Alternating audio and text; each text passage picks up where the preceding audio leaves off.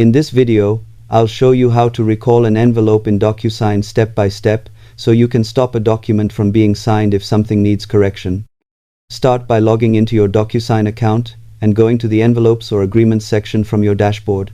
Here you'll see a list of all sent documents.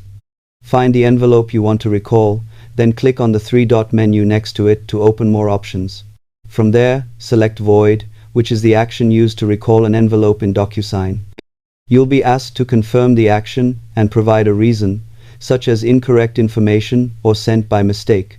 Once confirmed, the envelope is cancelled, and recipients are notified that it is no longer valid. Keep in mind this only works if the document hasn't been fully completed yet.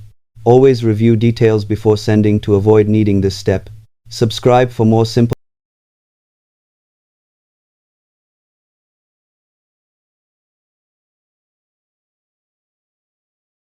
tech tutorials.